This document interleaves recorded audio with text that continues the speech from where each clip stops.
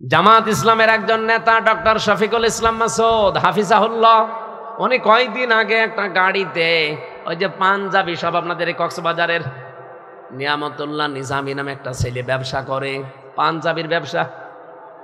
এই পাঞ্জাবি সব অনেকটা গাড়ি নিয়েছে, ওই গাড়িতে নাকি ভাই ঘুরছিল। এইটা নিয়ে দেখলাম তারপরের দিন তোলপাড় চলছে যে স্মার্ট গ্রুপের কাছ থেকে জামাত ইসলাম টাকা পয়সা খেয়ে। একটা কথা বলল, কোথায় স্মার্ট গ্রুপ আর কোথায় স্মার্ট পাঞ্জাবি? আপনি সঠিকভাবে কোনো তথ্য না জেনে আন্দাজে এক ধারণা করলেন, এটার দ্বারা কত ক্ষতি হয়ে গেল আপনার জীবনে জানেন? কারণ যারা এইভাবে আন্দাজে ধারণা করে, যে এলাকায় এই যে আন্দাজে ধারণা করা এই রোগটা বেশি, যে জিনিস যে জানে না তার উপর ওই দোষটা চাপিয়ে দেওয়া এই গুনাহ বেশি, ওই এলাকার মানুষের দোয়া কবুল হওয়া বন্ধ হয়ে যায়। কথা বুঝতেছেন? তাহলে কত বড় অপরাধ বাংলাদেশে এরা করলো। যারাই করেছে তারা যদি আল্লাহ বলেন ইজ্জিতা নিব, বেঁচে থাকবা, কাসীরাম মিনাজ জন্নি, অধিকাংশ ধারণা করা থেকে, ইন্না যাবাদাজ জন্নি ইসমুন, কারণ অধিকাংশ ধারণাই হচ্ছে গুনার কাজ। কথা বলেন না কেন? রিকশা দিয়ে একজন চলে যাচ্ছে তার স্ত্রী নিয়ে, আপনি আন্দাজে এক ধারণা করলেন ও চরিত্র ভালো, মেয়ে লোক নিয়ে যাচ্ছে। আরে ভাই, ওটা তোর বউ অথবা বোন অথবা মাও হতে পারে, ওর আপন খালাও হতে পারে। যে 14 জন মহিলার সাথে দেখা করা জায়েজ আছে, তাদেরকে যদি আপনি নিয়ে যান গুনাহ আছে। আপনার মা যেতে পারে, আপনার মেয়ে যেতে পারে, আপনার বউ যেতে পারে, আপনার ফুফু যেতে পারে, আপনার খালা যেতে পারে, আপনার ভাইয়ের মেয়ে যেতে পারে, আপনার আপন বোনের মেয়ে যেতে পারে, আপনার পুত্রবধূ যেতে পারে। এরকম 14 জন। কয়জন? এই 14 জন মহিলা যদি আপনার সাথে যায় আর আপনি আন্দাজে রাস্তায় দেখে একটা ধারণা করে দিলেন, এই আন্দাজে ধারণা করা কি কাজ? ছোটখাটো গোনা না, কবিরা গোনা।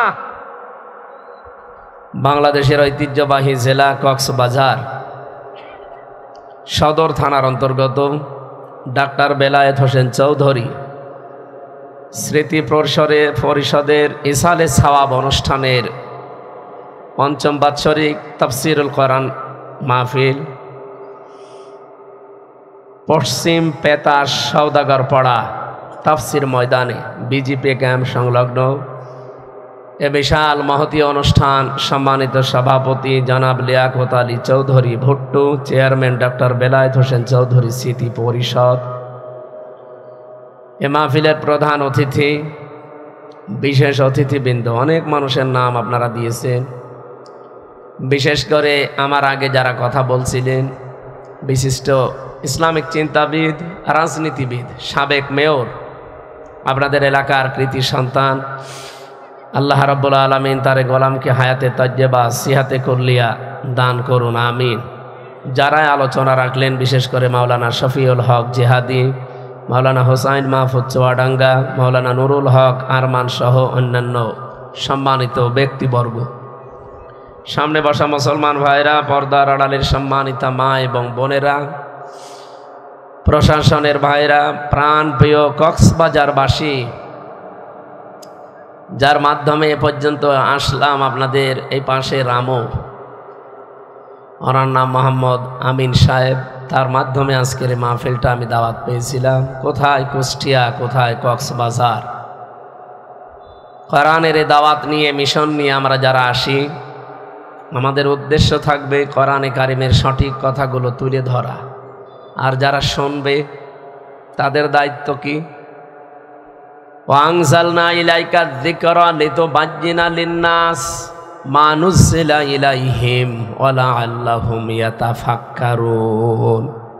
সূরা নাহলের 44 নম্বর আয়াতের শেষের দিকে আছে। আল্লাহ তাআলা বলেন, হে নবী, এই কোরআন আমি আপনার প্রতি নাজিল করেছি এই জন্যে যে আপনি এটা দিয়ে মানুষের কাছে ব্যাখ্যা বিশ্লেষণ করে যত তথ্য আছে দুনিয়া আখেরাতে সব তুলে ধরবে। যারা শুনবে তাদের দায়িত্ব কি? ওয়ালা আল্লাহুম ইয়াতাফাক্কারুন, ওরা যেন বাড়ি যেয়ে এগুলো নিয়ে চিন্তা ভাবনা করে। তাহলে আমার দায়িত্ব সঠিকটা তুলে ধরা, আপনার দায়িত্ব এটা নিয়ে চিন্তা ভাবনা করে বাস্তব জীবনে আমল করা। এই কথা ঠিক আছে? এরকম একটা মহতী অনুষ্ঠানে যে আল্লাহ আমাদের নিয়ে আসলেন, খুশি হয়ে বলেন আলহামদুলিল্লাহ। এটা একটা নিয়ামত। কোরআনের আলোচনায় পৃথিবীতে সবচাইতে বড় নিয়ামত, নবীর ভাষায় আফদালুল ইবাদাতি তিলাওয়াতুল কোরআন। দুনিয়ায় যত নফল ইবাদত আছে সবচাইতে উত্তম নফল ইবাদতের নাম কোরআনে কারিমের তেলাওয়াত। আর আমরা সেগুলো এখানে করার জন্য বসেছি, না অন্য উদ্দেশ্য আছে আমাদের? না নেই। যেহেতু নিয়ামত পেলে মানুষকে আল্লাহ দায়িত্ব দিয়েছেন তারা যেন শুকরিয়া আদায় করে। কি করে বলেন তো?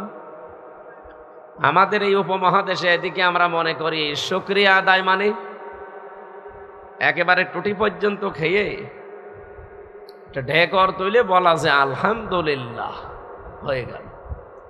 এটা তো একটা মাধ্যম, একটা বাক্য।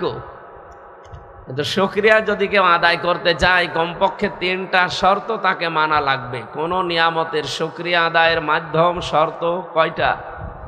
বলেন বলেন। কোরআনে কারিমে সূরা ইব্রাহিমের 7 নাম্বার আয়াতে আপনি পাবেন ওয়াইযে তাআযানা রাব্বুকুম লা ইন শাকারতুম লাযিদান্নাকুম ওয়া লা ইন কাফারতুম ইন্না আযাবি লাশাদীদ। আল্লাহ পাক বলেন স্মরণ করো ওই সময়ের কথা যখন তোমার রব আযান দিয়েছিলেন। আযান দিয়েছে কে? আযান মানে কি বলেন? ঘোষণা দেওয়া, আহ্বান করা, ডাকা। আল্লাহ পাক বলেন আমি আযান দিয়েছি। কি আযান দিয়েছি, কি ঘোষণা দিলাম? লাইন শাকারতুম, যদি শুকরিয়া আদায় করো। এই যে লাইন শব্দটা এসেছে আরবি গ্রামার অনুযায়ী যারা বালাগাত মান্তিক বোঝে, আমি প্রায় এখানে 17টা বিষয় পেয়েছি এই লাইনের ভেতরে। আল্লাহ পাক নিজে জানাতে চেয়েছেন যদি আমি আজকের সভাপতি সাহেবকে ভট্ট মিয়াকে যদি বলি ভাই আপনি কুষ্টিয়ায় যদি যান আপনার সাথে যাব, উনি যদি এখন না যায় আমার যাওয়া লাগবে? আমি শব্দ মাঝখানে যদি দিয়েছিলাম। আল্লাহ পাক বলেন লাইন শাকারতুম, যদি কেউ শুকরিয়া আদায় করে নিয়ামতের, লাযিদান্নাকুম, লামে তাকিদ নুনে সাকিলা, 2টা গ্যারান্টি দিয়েছেন। তাও এত বড় কঠিন গ্যারান্টি, আল্লাহ এর চাইতে আর শক্ত শব্দ কোরআনে নেই। লাযিদান্নাকুম, লামে তাকিদ নুনে সাকিলা দিয়ে আল্লাহ গ্যারান্টি দিয়েছেন অবশ্যই সেই নিয়ামত আমি দুনিয়া আখিরাতে বাড়িয়ে দেব। আজকে এখানে যারা বসে আছেন এটা যা নিয়ামত, আপনি প্রতিটি অক্ষরে কমপক্ষে 10টা নেকি পাচ্ছেন। আর যদি বুঝে শুনে আমল করতে পারেন বেগাইরে হিসাব কত পাবেন দুনিয়ায় কেউ জানে না, এটা আল্লাহ জানে। কক্সবাজার এলাকাতে কত লক্ষ লক্ষ মানুষ এখন আছে, কত মানুষ বিভিন্ন এলাকা থেকে হোটেলে এসে কোনো কাজও নেই, কোরআনের অনুষ্ঠান তাদের কানেও অন্তত পৌঁছিয়েছে আহ্বানটা, এই আজানটা, ঘোষণাটা। আসতে পারে না, পেরেছে? আপনি যে আসতে পারলেন, কত কাজ আপনার জীবনেও ছিল সব বাদ দিয়ে আল্লাহ একটা সময় বের করে আপনাকে কোরআনের কিছু কথা শোনার, বোঝার এবং আমল করার মতো একটা মন আমাদেরকে আল্লাহ দিচ্ছেন। এই নিয়ামতটা পরবর্তী জীবনে আল্লাহ আর একবার ফিরিয়ে দেবেন। আর আমরা জানি 3টা জায়গায় যদি কেউ দুনিয়াতে সময় ব্যয় করে, সম্পদ ব্যয় করে, মরণের পরে ওই সময়ের ওই সম্পদের হিসাব আল্লাহর কাছে দেওয়া লাগবে না। 1 নম্বরে যদি কেউ কোরআন প্রসারে, কোরআন কায়েমে, কোরআন শিক্ষায় ব্যয় করে সময় সম্পদ, ওই সময়ের ওই সম্পদের হিসাব আল্লাহ নেবেন না। আজকের এই আয়োজনে যত টাকা খরচ হয়েছে এই প্রসারের জন্য কোরআন এই শিক্ষার জন্য যারা এসেছে, ভট্ট মিয়া থেকে শুরু করে যারা এর সাথে জড়িত, এই সম্পদের হিসাব কিয়ামতে আল্লাহ যখন আরম্ভ করবে এটা বাইরে রাখবে। বাড়ি যেয়ে খেয়ে দিয়ে সুবহানাল্লাহ বলে আপনি টের পাচ্ছেন কি বললাম? হিসাব বোঝেন? ফ্যাসিস্টদের এখন দোদক ধরছে, জীবন শেষ হয়ে যাচ্ছে তাদের হিসাব দিতে দিতে। তাও তো বিভিন্ন কায়দা কৌশল আছে বেঁচে যাওয়ার। কি কথা বলে না কেন? দোদকের মামলা যদি কেউ খায়, দুর্নীতি দমন কমিশন, ওরা যদি দুর্নীতি করে ওদেরকে ঠেকাবে কে? বাংলাদেশে আমরা আগস্টের 5 তারিখের পর থেকে আরো এটা বেশি দেখছি। অনেকে দুর্নীতিবাজদের ধরছে ঠিক, কিন্তু বিভিন্ন ফাঁকা দিয়ে তারা বের হয়ে চলে যাচ্ছে। তার মানে যারা দুর্নীতি দমন করবে, তারাই যদি দুর্নীতি করে, তাদেরকে রক্ষা করার জন্য, বাধা দেওয়ার জন্য আবার আরেকটা লাগবে। তারাও যদি করে তাদের জন্য আরেকটা লাগবে, এবার আরেকটাই করেন। আল্লাহ পাক যে ফেরেশতা কিয়ামতের দিন হিসাবের জন্য আপনার সামনে দাঁড় করাবে, এমনকি নিজের সামনে আপনাকে দাঁড় করিয়ে বলবে, বল টাকা পয়সা কোথায় খরচ করলি আর কিভাবে উপায় করলি। মা তাযালু কদামা বানি আদম আবদি ইয়াউমাল কিয়ামাতি হাত্তা ইসালান 50 আন উমরিহি ফিমা আফনা ওয়া আন শাবাবিহি ফিমা আবলা ওয়া আম্মালিহি মিন আইনা ইকতাসাবাহু ওয়া ফিমা আনফাকাহু ওয়া আন ইলমিহি মাযা আমিলা ফি। মুত্তাফাকুন আলাইহি। হযরত আব্দুল্লাহ বিন মাসউদ থেকে বর্ণিত, বিশ্ব নবী নিজে জানিয়েছেন কিয়ামতের দিন আল্লাহ প্রতিটি বনি আদম সন্তানকে তার নিজের সামনে দাঁড় করাবে। ও কক্সবাজারবাসী, এখানে যারা আছি প্রত্যেককেই কিন্তু আলাদা আলাদা দাঁড় করাবে আল্লাহ। 5টা প্রশ্নের সঠিক জবাব দেওয়া ছাড়া কেউ সামনেও যেতে পারবে না, পেছনেও যেতে পারবে না, জায়গায় দাঁড়িয়ে থাকবে। এই সময়টা আমাদের জীবনে আসবে না। এই কথা বলেন না কেন? পরীক্ষা হবে সেই কত কোটি কোটি বছর পর, অথচ প্রশ্নপত্র আগেই ফাঁস হয়ে গেছে যে এই প্রশ্ন আসতে পারে। আমরা যারা অনার্স মাস্টার্স পর্যন্ত করে আসলাম, 1 থেকে মাস্টার্স পর্যন্ত কোনো দিন আমি পরীক্ষার আগের দিন প্রশ্নপত্র হাতে পাইনি। পেয়েছেন আপনি? যেদিন পরীক্ষা হবে ওই দিনও সকালে দেয় না, সকাল 10টায় পরীক্ষা আরম্ভ, 10টা বাজার 2 মিনিট আগেও দেয় না, দেয় ঘন্টা বাজার পরে দেবে। ওইটা দেখে যদি আপনি লেখাপড়া করে থাকেন পাশ করতে পারবেন, আর যদি ওই হিসাবে পড়াশোনা না থাকে আপনি ফেল করে বসে আছেন। অথচ মহান আল্লাহ কত কোটি কোটি বছর পরে পরীক্ষা নেবে, সেই পরীক্ষার প্রশ্নপত্র আগে এখন আমাদের কাছে অলরেডি ফাঁস হয়ে গেছে। ফাঁস করা প্রশ্নপত্র পেয়েও যদি কেউ পাশ করতে না পারে, ও কি ছাত্র? কি কি ও কি? একটা ছেলে ওনার কাছে এসে বলছে, আব্বা কি পরীক্ষার রেজাল্ট দিয়েছে? রেজাল্ট দিয়েছে তো ভালো, তুই কাঁদিস কেন? কথা বলে না। আরে রেজাল্ট দিয়েছে, আমি মিষ্টি নিয়ে আনবো, ভালো করে বল তুই পাস না ফেল? বলছে, আব্বা ফেল করলে তো কথা ছিলাম 5-এ, নামিয়ে দিয়েছে 3। এখন আমার 5-এ উঠতে আরো 2 বছর লাগবে। বলেন তো, যে ছেলেটার মিষ্টি আনার জন্য উনি ব্যস্ত, যে রেজাল্ট দিয়েছে, হয়তো কিছু না কিছু হলেও তো 33 পেয়েছে। ছেলে বলছে, আব্বা এমন রেজাল্ট হয়েছে, স্যাররা রাগ করে ও ক্লাসে আমার রাখে নাই, 3 নামিয়ে দিয়েছে। কোথায় ছিল বলেন? এখন আমার 5-এ উঠতেই তো লাগবে 2 বছর, এই কারণে আমি কাঁদতেছি। প্রশ্নপত্র ফাঁস হয়ে যাওয়ার পরে যদি আমাদের মতো মানুষ আমরা ফেল করি, বুঝতে হবে আমি ছাত্র না। এই কথা বোঝেন আমার? এই 5টা প্রশ্নের সঠিক জবাব দেওয়া ছাড়া তা না না না না, ফাঁক ফকর দিয়ে চলে যাবেন না, সঠিক জবাব দেওয়া লাগবে। 1 নম্বর একটা জীবন দিয়েছিলাম, কি করে ব্যয় করলে ওটা বল। 2 নম্বর একটা যৌবন দিয়েছিলাম 15 থেকে 45, এই সময়টা কি করে ব্যয় করলি বল।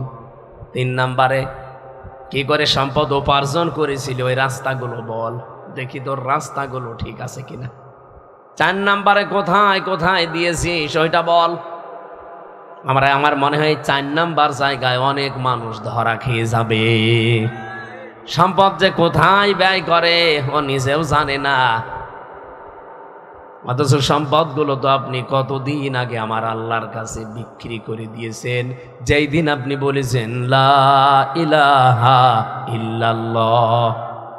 এ কালেমা পড়ার মানে হচ্ছে আমার জীবন, আমার মরণ, আমার বেঁচে থাকা, আমার মরে যাওয়া, আমি সব আল্লাহকে অলরেডি দিয়ে দিয়েছি।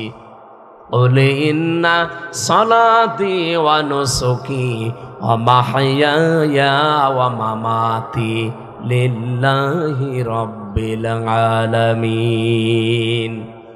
আল্লাহ পাক বলেন, যখন এই কালেমা মানুষ পড়ে তাকে এই কথা বলতে বলেন যে কুল ইন্না সালাতি ওয়া নুসুকি, আমার যত নামাজ কালাম আমি পড়ি, দৈহিক যত ইবাদত আছে এবং মালের যত ইবাদত আছে, এখানে নুসুক মানে শুধু কোরবানি না, নুসুকের অর্থ তিনটা। এদিকে তাকান। নুসুক মানে এক নম্বরে রক্ত প্রবাহ করা, যেটা আমরা কোরবানি বুঝি। দুই নম্বরে নুসুক মানে হজের কার্যকলাপ, যেটা কঠিন কাজ। তিন নম্বরে পৃথিবীর যত ইবাদত বন্দিগি আছে, আরবিতে তাকে নুসুক বলা হয়। এই যত রকমের কিছু আমি করেছি সব আল্লাহকে অলরেডি দিয়ে দিয়েছি। এমনকি আমি যদি বেঁচে থাকি আল্লাহর জন্য বেঁচে থাকবো, যদি মরেও যাই আমি আল্লাহর জন্য মরব। এই চারটা কথা বলার পরে আপনার কালেমার হক আদায় হবে। এজন্য এই আয়াতের ব্যাখ্যায় আমার আল্লাহ আর একটা আয়াত সূরা তাওবায় দিয়েছেন, ইন্নাল্লাহা আশতারা মিনাল মুমিনিনা আনফুসাহুম ওয়া আমওয়ালাহুম বিআন্না লাহুমুল জান্নাহ। অবশ্যই আমি আল্লাহ মুমিনের কাছ থেকে কিনে নিয়েছি তার জান আর তার মাল, বিনিময়ে আমি আল্লাহ তাকে জান্নাত দিয়ে দিয়েছি। আমার প্রশ্ন হচ্ছে, এখানে ক্রেতাকে আন্দাজে বলবেন না। ইন্নাল্লাহা আশতারা মিনাল মুমিনিনা, অবশ্যই আমি আল্লাহ নিজে ক্রয় করেছি। সুতরাং ক্রেতা যে সে না দুনিয়ায়, কে? আরো জোরে বলেন। আল্লাহ নিজে স্বয়ং ক্রেতা বিক্রেতা। আমরা বললেন কি করে আপনি? না, আমি না, আমরাও না, মিনাল মুমিনিনা। আল্লাহ বলেন আমি জাত তার কাছে কিনতে চাই না, আমি কিনতে চাই শুধু মুমিনের কাছ থেকে। এখন আপনি যদি বলেন আমি মুমিন না, মানে আমি আব্দুল মুমিন, আপনি আব্দুল মুমিন হতে পারেন, কিন্তু মুমিন হওয়ার জন্য কিছু শর্ত লাগে। নবীজিকে সাহাবী প্রশ্ন করলেন, হে নবী, আমি যে মুমিন এটা আমি টের পাবো কি করে? বিশ্ব নবী বলেন, ইদা সাররাতকা হাসানাতুকা ওয়া সাআতকা সাজ্জিআতুকা ফা আনতা মুমিন। যখন তোমার ভালো কাজগুলো তোমাকে আনন্দ দেবে। আজকে এই যে কাজটা সত্যি করে মন থেকে বলেন তো, এটা কি ভালো কাজ না মন্দ কাজ? এটা কাজে আনন্দ লাগবে, ভালো লাগবে, খুশি লাগবে তাদের যাদের ঈমান আছে। আর এইটাও দেখে অনেকের রাগ হচ্ছে, কি অনেকের খারাপ লাগছে, অনেকের সমস্যাও হচ্ছে। কারণ ভালো কাজ সবার কাছে ভালো। বলেন বলেন, হাদিসটা কি ছিল? যখন তোমার ভালো কাজগুলো তোমাকে আনন্দ দেবে আর অন্যায় কাজ দেখলেই তোমার ভেতর থেকে একটা বাধা আসবে, ফাংতা মুমিন, তখন বুঝবে যে তোমার ঈমান আছে। আপনি বলেন তো, আপনার কিরকম মনে হয়? না, এই 15.5 বছরে আমরা অনেক ভালো কাজে বাধা দিতে দেখি নাই। আপনি কি ঘুমাচ্ছেন? কোথায় কুষ্টিয়া, কোথায় কক্সবাজারের টেকনাফ, 1000 কিলোমিটার। এত দূর থেকে আমি আসার পরে মাহফিলে আমার উঠতে দেয়নি, বলে দরকার নেই, আপনি আবার ফেরত যান। এতটুকু যদি বলতো হুজুর ওঠার দরকার নেই, বাড়ি চলে যান, তাও তো দোয়া করে চলে যেতাম। শয়তানরা আমার 1 কিলোমিটার তাড়িয়েছে। মাঠের ভেতর দিয়ে দৌড়াতে দৌড়াতে কোথায় উঠেছি আমি নিজেও জানি না। অবশ্যই আল্লাহু আকবার, নাউজুবিল্লাহ না বলে আল্লাহু আকবার। আমি দৌড়ানি খেয়ে মরি আর আল্লাহ। তার মানে এখানে বোঝা যাচ্ছে যে আমরা ভালো কাজে সবাই আনন্দ পাই না, এমনকি অন্যায় কাজেও সবার কষ্ট লাগে না, লাগে না। অনেকে অন্যায় কাজ করছে আনন্দ নিয়ে। কি কথা বলে না কেন? এই যে আনন্দ যদি আপনি অন্যায় কাজ করে পান, আর এই আনন্দ যদি একটা হয়, এদিকে তাকান, হয়নি, আবার তাকান। আপনি পৃথিবীতে যদি আনন্দ পান কোনো কাজে, ওই কাজটা যদি হয় কোনো অবৈধ কাজ, এ পর্যন্ত বোঝা যায়নি। না না, ভাষাটা কঠিন হয়ে যাচ্ছে, আমি সহজ করে বলছি। আপনি যদি আনন্দ পান কোনো কাজে, সুখ পান, কিন্তু কাজটা যদি হয় অবৈধ, আপনি কোন দিকে তাকিয়ে আছেন? আমি তো মনে হচ্ছে এদিকে তাকাননি। ভালো করে আমি আবার বোঝাচ্ছি, আমি রিপিট করছি বারবার, এখানে কারণ আছে। নবীজিও একটা কথা গুরুত্বপূর্ণ হলে 3 বার বলতেন, কি?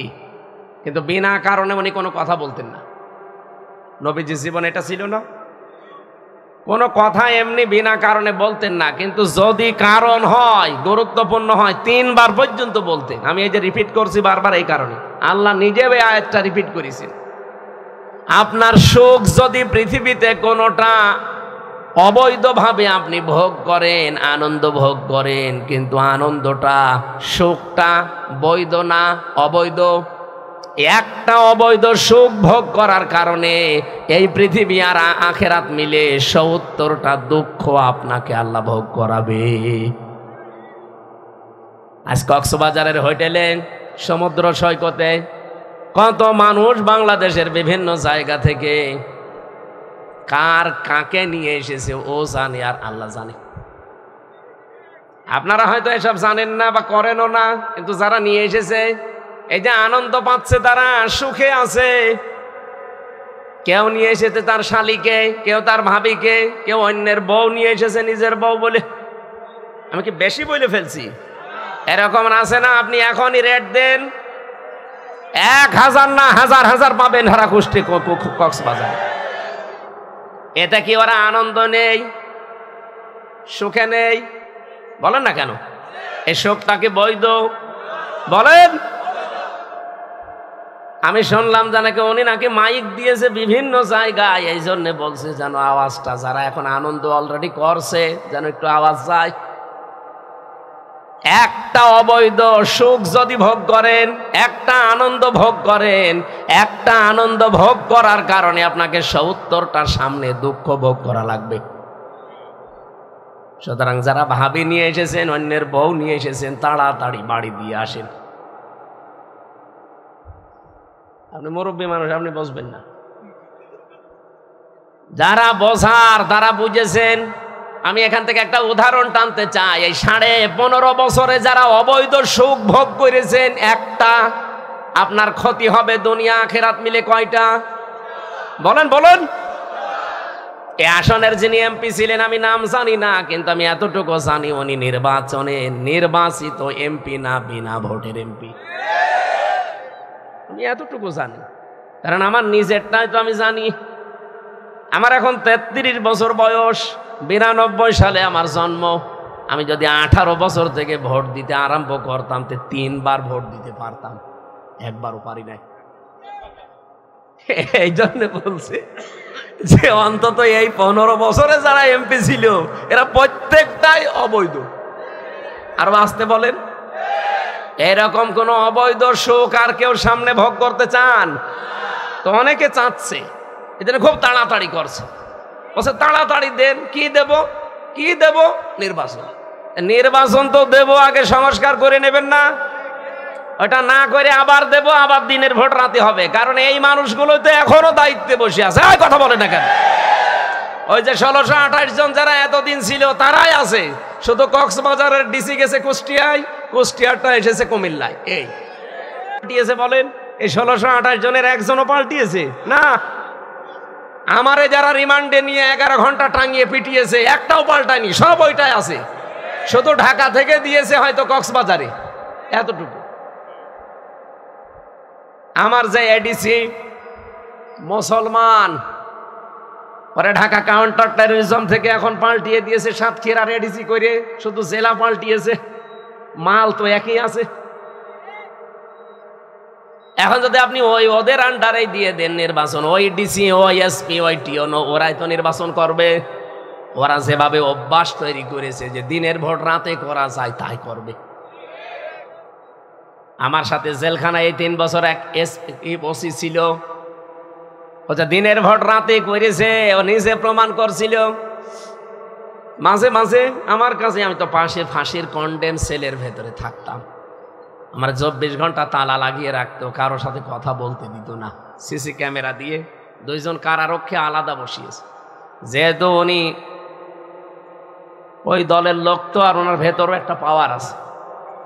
নুসরাত হত্যা মামলার আসামি, নাম শোনেননি? এই ওসি একদিন আমারে যে বলছে, হুজুর আমি একটা তওবা করেছি, দেখেন তো। কি বলছে? এই যে নির্বাচন গেল, আমি বাইরে ছিলাম, রাত 12টার পর থেকে আমার লোকজন দিয়ে আমি ভোট কাটা আরম্ভ করলাম।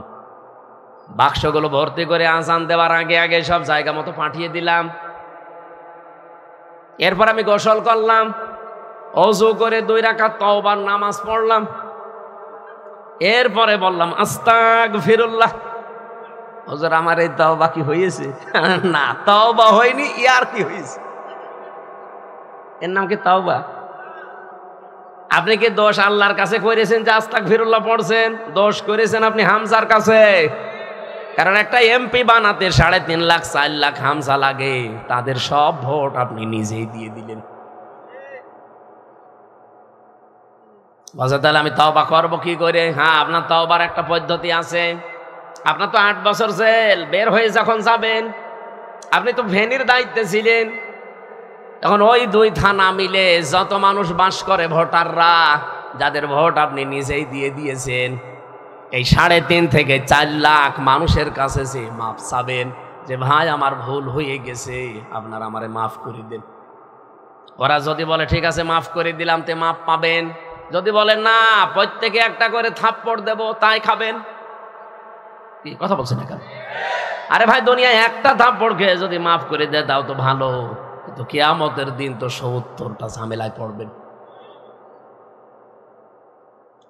যদি ওরা মাফ না করে, ওরা যা বলবে আপনাকে তাই করা লাগবে দুনিয়ায়, কারণ এটা আল্লাহর হক না, এটা বান্দার হক। হক্কুল ইবাদ একটা আর হক্কুল্লাহ একটা। আপনি আস্তাগফিরুল্লাহ পড়বেন কখন? যখন আল্লাহর হক নষ্ট করবেন। আর বান্দার হক যখন নষ্ট করবেন, আস্তাগফিরুল্লাহ হবে না, যার কাছে দোষ করেছেন তার কাছে মাফ চাওয়া লাগবে। সবচাইতে ভয়ঙ্কর বিষয় আপনার জন্যে, আপনি 8 বছর পরে জেল থেকে বের হয়ে দেখবেন এই 3.5 লাখ 4 লাখ হামজার মতো মানুষ অনেকেই দুনিয়া থেকে বিদায় হয়ে গেছে। আপনি তাদের কাছে মাফ চাবেন কি করে? সুতরাং এই জালেমাকে টিকিয়ে রাখার জন্য যারাই চেষ্টা চালিয়েছেন, ডাইরেক্ট ইনডাইরেক্ট, প্রত্যেকের জীবনে কলঙ্ক, প্রত্যেকের সামনে ধরা খাবেন। একটা একটা সুখ যারা পেয়েছেন, এক একটা সুখের জন্যে 70টা দুঃখ আপনার কপালে দুনিয়া আখেরাত মিলে আল্লাহ লিখে রেখেছে। এবার আপনি ওইগুলো পাবেন, এরপরে অন্য কিছু। আমি তো আপনাদের এমপির নাম জানি না, এই জন্য উনি চেয়েছিলেন না কেন। উনি যেহেতু এই 15 বছরে এমপি হওয়ার পর, বলেন তো উনি তো বৈধ না অবৈধ এমপি? এই অবৈধ এমপি থাকাকালীন কোনো সুখ পায়নি, কোনো শান্তি পায়নি। এই সুখগুলো শান্তিগুলো কি বৈধ না অবৈধ? বলেন বলেন। যত অবৈধ সুখ এই 15 বছরে পেয়েছে উনি, যত নাম কাম পেয়েছে, যত মাল কামিয়েছে, নাকি উনি ফেরেশতা ছিল? এই 15 বছরে যত কিছু করেছে, যদি 50টা সুখ পায়, কয়টা? আরো জোরে বলেন। 15.5 বছর মিলে মাত্র 50টা আনন্দও যদি করে দুনিয়ায়, 50টা সুখও যদি ভোগ করে, সুখগুলো সব ছিল কি অবৈধ? আরো জোরে। এক একটার জন্য দুঃখ হবে কয়টা? 70টা। তাহলে 50টায় আপনি একটু গুণ করেন, 3,500। 3,500 দুঃখ তারা দুনিয়ায় পাবে। শুধু এই আসনের এমপি না, এরকম 1628 জন মানুষ দায়িত্বে ছিল বাংলাদেশের, প্রত্যেকের কপালে এটা আসবে। এটা সূরা আলাম নাসরর 5 এবং 6 নম্বর আয়াত, কেউ খণ্ডন করতে পারবেন না। ফাইন্না মাআল উসরি ইসরা, ইন্না মাআল উসরি ইসরা। অবশ্যই কষ্টের পরে সুখ, অবশ্যই কষ্টের পরে সুখ। আল্লাহ রিপিট করলেন 2 বার। আল্লাহ কষ্টের আগে আলিফ লাম দিলেন, এর আগে মা দিলেন, যে কষ্টের আগে আলিফ লাম দিয়ে নির্দিষ্ট করে দিলাম মারেফা। কষ্ট যদি হয় তোর একটা, ইসর এর আগে আলিফ লাম নেই, এটা অনির্দিষ্ট না কেরা। এই জন্য পৃথিবীতে একটা সুখ যদি কেউ অবৈধভাবে ভোগ করেন, আপনাকে কষ্ট পাওয়া লাগবে দুনিয়া আখেরাত মিলে কমপক্ষে কয়টা? আরো জোরে। ও কক্সবাজারে বিভিন্ন রকমের যারা এসেছেন, কত সুখ আপনি ভোগ করছেন বলেন? আপনার কপালে যে সামনে ৭০টা করে দুঃখ আসবে না? আমি আর নিচে নামলাম না। এরপরেও যদি কেউ না বোঝার ভান করে থাকেন, এদিকে আসেন, আসেন আসেন। এত সহজ বাংলা বলার পরেও যদি কেউ না বোঝে যে হুজুর আমি এখনো বুঝি নাই, কানের নিচে এমন জোরে দুইটা দেব না, আপনি সব বুঝতে পারবেন। আমার এই কথার সামারাইজ কি? অবৈধভাবে কোনো শোক ভোগ করা যাবে? যারা পরকীয়া প্রেম করেন, এটা কি শোক পায় না মানুষ? শোক না পেলে ২-৩ সন্তানের ছেলে মেয়ে সব রেখে আল্লাহ রাস্তায় চলে যায়, কি করি? অবশ্যই শোক পায়। কথা বলে না কেন? এই শোকটা কি বৈধ না অবৈধ? এরকম যত রকমের অবৈধ সুখ আছে দুনিয়ায়, যত রকমের অবৈধ শান্তি আছে, একটা ভোগ করবেন, ওর বিনিময়ে আপনাকে কমপক্ষে ৭০টা দুঃখ ভোগ করা লাগবে। যারা টেলিভিশনে, মোবাইলে, কম্পিউটারে, ল্যাপটপে উল্টা পাল্টা সিনেমা দেখেন, উলঙ্গ অর্ধ উলঙ্গ সিনেমা যারা দেখেন, নাচ গান দেখেন, আনন্দ পান না পান না?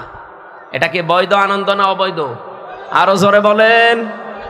এক একটার জন্য ৭০টা দুঃখ সামনে লেখা হয়ে গেছে। এখন চিন্তা করেন আপনি লোড নিতে পারবেন কিনা।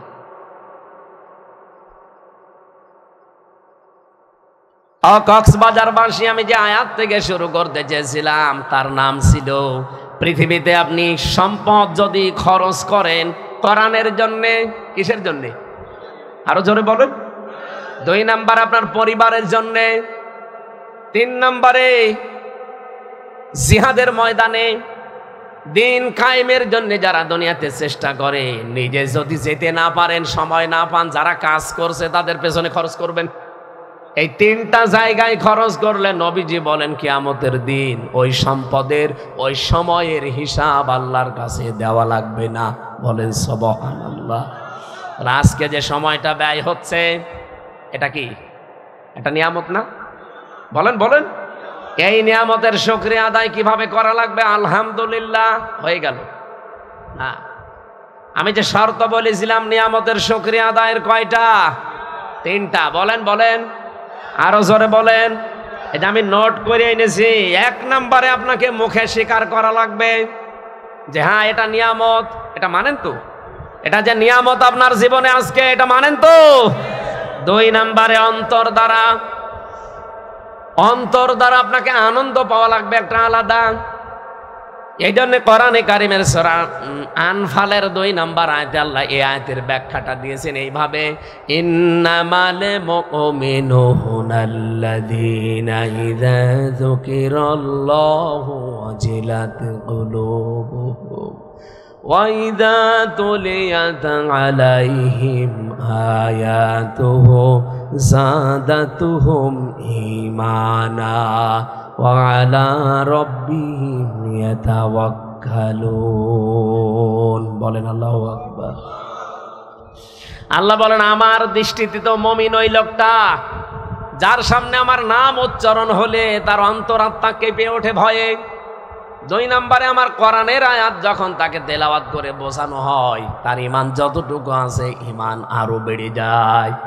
আর বাড়ি যাওয়ার সময় তারা সিদ্ধান্ত নিয়ে বাড়ি যায়, আল্লাহ এখন থেকে ভরসা করব তোমার প্রতি। কার প্রতি? এই আয়াতে 3টা কথা পেলাম। আমার এর আগের আয়াতে ছিল আপনার অন্তর দ্বারা আপনি একটা আনন্দ পাবেন। এই যে ওয়াজিলাত কুলুবুহুম, আপনার অন্তরাত্মায় একটা আনন্দ লাগবে, একটা কাঁপ ধরবে। এটা কি? তাফসিরে মুফাসসিরিন ইকরাম লিখেছেন প্রতিটি মানুষের বাম স্তনের নিচে একটা গোস্তের টুকরা আছে। এই গোস্তের টুকরা এটা একটা কাঁপ ধরবে, আনন্দ লাগবে এখানে যখন নাচানাচি করবে।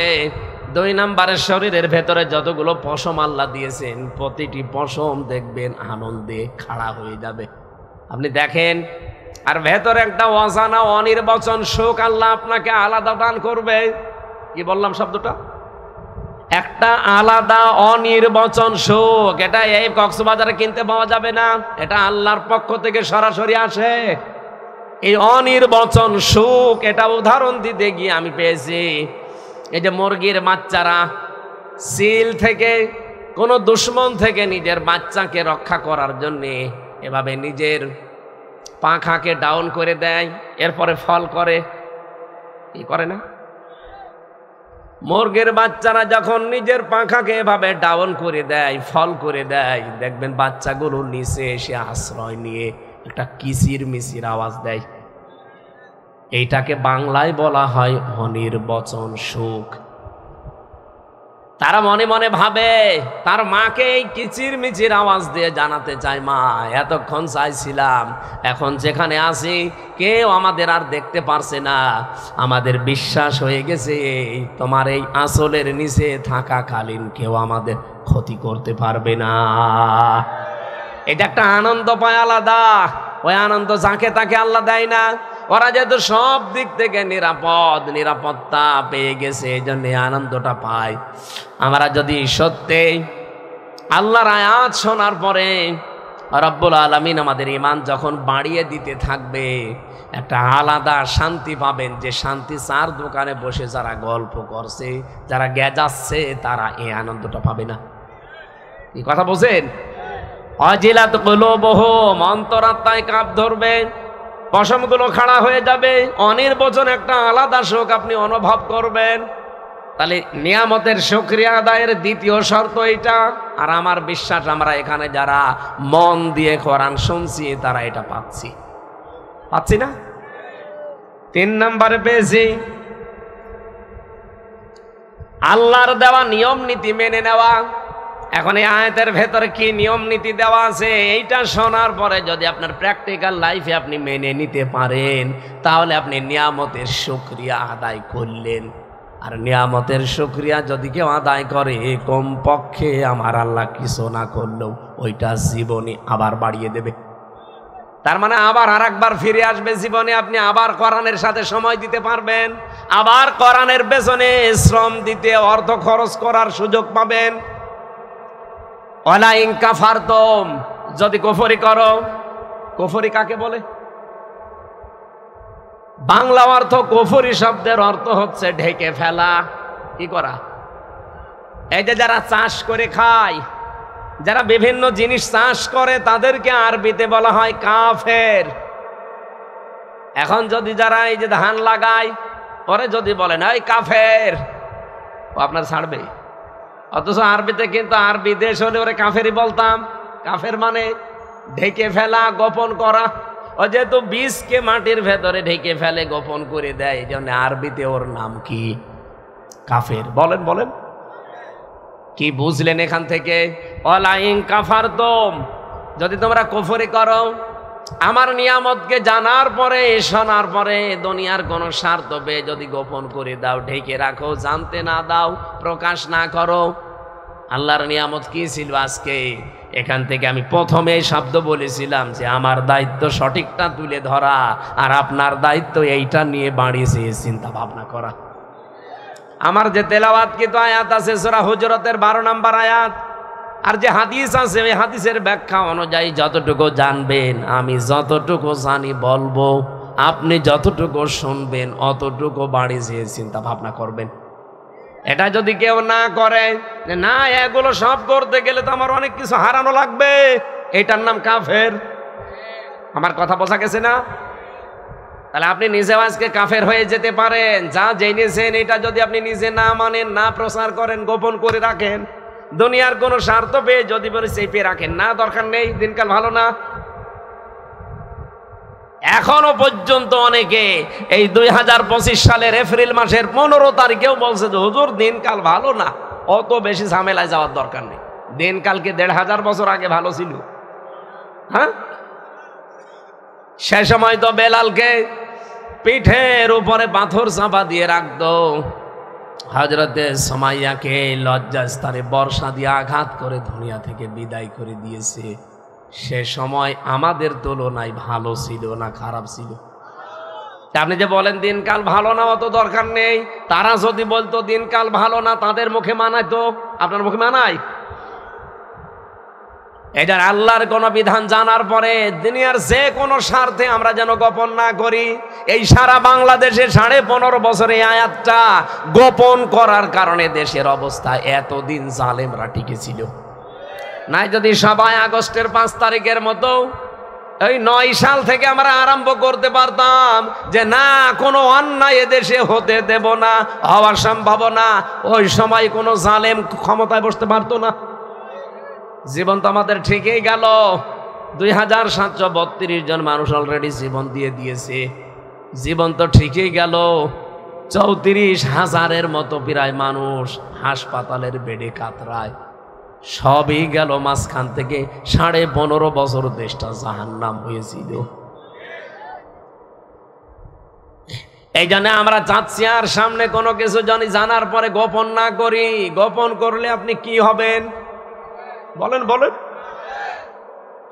ইন্নাল্লাযীনা ইয়াকতুমুনা মা আনজালনা মিনাল বায়্যিনাতি ওয়াল হুদা মিন বা'দি মা বায়্যানাহু লিন-নাসি ফিল কিতাব উলাইকা ইয়ালআনুহুমুল্লাহ ওয়া ইয়ালআনুহুমুল লাঈনুন। সূরা বাকারা 2 নম্বর পারা 3 নম্বর পৃষ্ঠা 4 নম্বর লাইনে আছে 159 নম্বর আয়াত। আল্লাহ বলেন নিশ্চয় যে বা যারা ইয়াকতুমুনা, কাতামা ইয়াকতুমু মানে গোপন করা।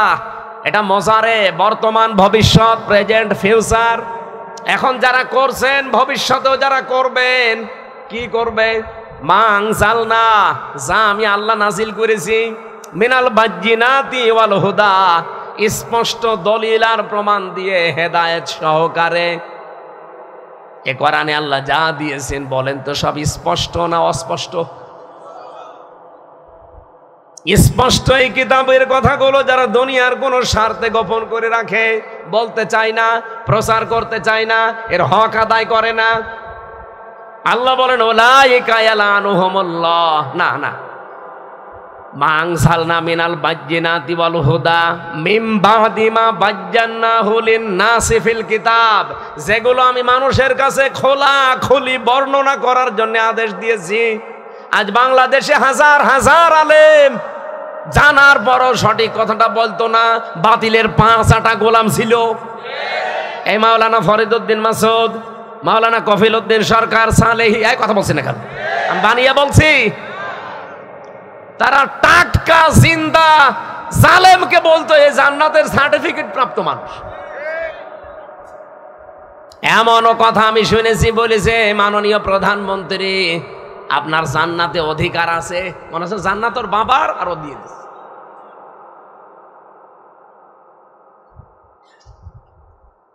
এই আলেম নামে এই জালেম গুলোর কারণে 15.5 বছরে এই জালেমা টিকেছিল। তাছাড়া এতদিন টিকার কথা না। আমরা বলি একরকম, জালেমরা যে বোঝায় আর একরকম। এই যে কোরআনের আসল কথাগুলো গোপন করে করে দিয়ে যারা দুনিয়ার বিভিন্ন স্বার্থ পেয়েছে, বাইতুল মোকাররমের ক্ষতি পর্যন্ত হয়েছিল। এত বড় একটা জালেমা মহিলাকে আপনি নিজেও জানতেন যে এর মতো জালেমা পৃথিবীতে নেই। 6 জনের তালিকা আছে দুনিয়ায়।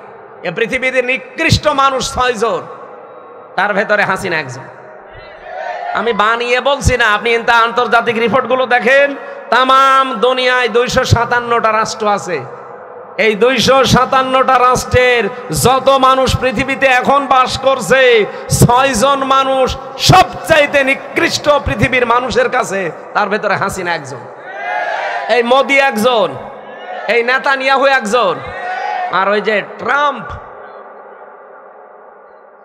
আরো 2 জন আছে, আমি নাম নিলাম না। এত বড় জুলুম পৃথিবীতে আর কেউ করে না। হাসিনার নামটা এসেছে শুধু আয়না ঘর বানানোর কারণে। মানুষ এত নিচে নামতে পারে? আরে ভাই, আপনি তো নিজে বাস্তবতা বোঝেননি। আমি নিজেও 10 দিন ছিলাম আয়না ঘরে, তাও মিনিটাই, ছোটটাই।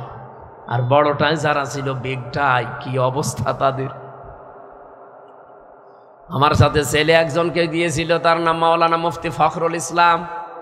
আল্লাহর এই বান্দা আমারে মাঝে মাঝে বলতো, হামজা ভাই আপনার সাথে আয়না ঘরে কি করেছে আমি জানি না, তবে আমার সাথে কি করেছে এই পায়ের ভেতরে এভাবে হাত দিয়েছে, সামনে যে লোহার ব্যারিকেড আছে ওর সাথে হাত লাগিয়ে সেকল দিয়ে তালা লাগিয়ে দিয়েছে। 24 ঘন্টা এভাবে বসে থাকা, 24 ঘন্টা শোয়া কারে বলে আমি জানি না। 24টা ঘন্টার ভেতরে মাত্র 1.5-2 মিনিট সময় দিত টয়লেট করার জন্য। সকালে কয়েকটা পচা ছোলা দিয়ে যেত, আর দুপুর বেলা 1 মুঠ ভাত দিত, তাও মনে হচ্ছে কেউ মাখিয়ে দিয়েছে। আমি দেখতাম মাঝে মাঝে ওই ঘর তো এমনি ছোট, আমি তো ফাঁসির কন্টেম ছেলে, এদিকে 3.5 হাত, এদিকে 2.5 হাত, এতটুকু একটা জায়গা, তারপর আবার সামনে টয়লেট দেওয়া। জেলা কারাগারগুলোতে এগুলো নেই, ওগুলো হাই সিকিউরিটি জেলে আছে।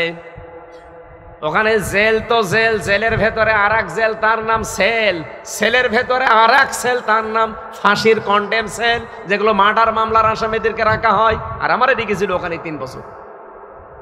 আর ওর ভেতরে আবার আর একটা আছে, তার নাম কবর সেল। কবরের মতো, নড়াচড়াও করতে পারবেন না, ইলিশের মতো থাকা লাগবে, ওর নাম ইলিশ ফাইল। এখানে আসার সময় একটা কারাগার দেখলাম। জেলা কারাগারকে তো অত সমস্যা নেই, আমি জেলা কারাগারও ছিলাম। আমার সে জন্মই হয়েছে কারাগারে থাকতে থাকতে। মনে হচ্ছে যে আমার শ্বশুর বাড়ি ওইটা। আর আমার মনে হয় জীবনে আমার এই বিয়ে হয়েছে যেই কয় বছর, শ্বশুর বাড়বো আমি অতদিন যাইনি। আর এবারে বিয়ে করার পর থেকে খালি শ্বশুর বাড়ি। এ কঠিন অবস্থাতে আমারটা বললেই তো আমার ভয় লাগে। আর উনি বলছিল যে ভাই আমি 3 বছরে শোয়া কারে বলে জানি না। দেখতাম মাঝে মাঝে ওই কন্ডেম সেলে যতটুকু জায়গা হাত পা ছেড়ে দিয়ে 60-65 হয়ে পড়ে আছে। বললাম আরে ভাই আপনি যদি এভাবে থাকেন তা আমি বসবো কোথায়? এমনিতে জায়গা ছোট, একজনেরই হয় না, আপনার 2 জন আমাদেরকে এক জায়গায় দিয়েছে। আর আপনি যেভাবে থাকেন আমারে তখন শোনাইতো যে হামজা ভাই মানুষ যে শুয়ে থাকে এটা যে কত বড় নিয়ামত, ওরা টের পায় না। তাই আমি জানি। আপনি ভাবতে পারেন 1 দিন 2 দিন 5 দিন পরে ছেড়ে দে না, বছরের পর বছর ব্যারিস্টার আরমান 9 বছর কাটিয়েছে ওইভাবে। আপনি নিজেকে ওই জায়গায় একটু দাঁড় করেন তো কেমন লাগে? আপনি পারবেন? আমি যে অসুস্থ কেন, এই কারণে খাবার দাবারও ঠিক মতো আমি পাই না। এমন কোন শরীরের 1 ইঞ্চি জায়গা নেই যেখানে জালেমরা টর্চার করে নাই, মাথার চুল থেকে শুরু করে পায়ের তালু পর্যন্ত। এখন অনেকে এখনো পর্যন্ত জালেমের পক্ষে সাফাই গায় যে কি হয়েছে, বুবু চলে গেল, কি হয়েছে তোমার তো সাথে হয়নি, তোমার সাথে যদি এরকম হইতো তুমি টের পেতে। আমি নিজে ভিকটিম, আমি হালকা পাতলা টের পাচ্ছি। আমি এই যে চেয়ারটা সরিয়ে দিয়ে এটা নিয়ে আসলাম কেন, মানে আমার বললাম না পেছনে এমন অবস্থা আমি বসতে পারি না।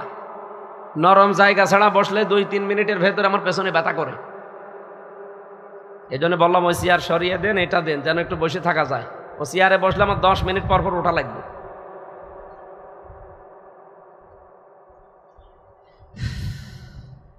এখনো পর্যন্ত যারা জালেমের পক্ষে সাফাই গাইছে আর তারা আশায় আছে যে না আপা আসবে, আজকে ঢাকার বুকে কোন শয়তানরা যেন মিছিল বের করেছে যে বুবু আবার আসবে ফিরে।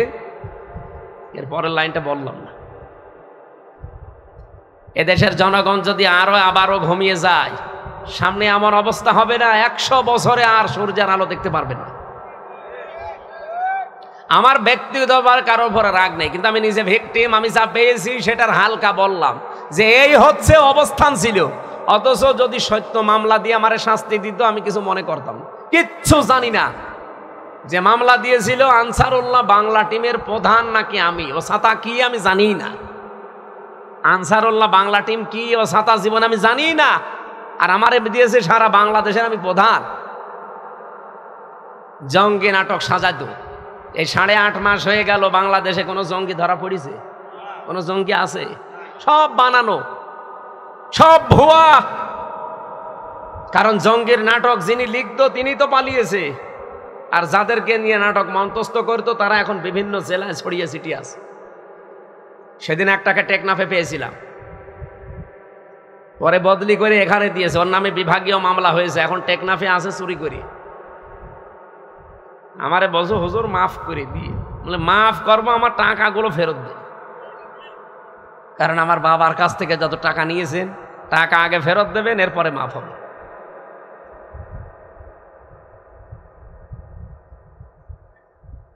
আমার ভাইরা, এই যে নিকৃষ্ট মানুষদের তালিকা তো আর আমরা বানাইনি, সব খ্রিস্টানরা বানিয়েছে। এমনি বানায়নি, তাদের পুরা কর্মজীবনটা দেখেছে যে মানুষ কত নিকৃষ্ট হতে পারে।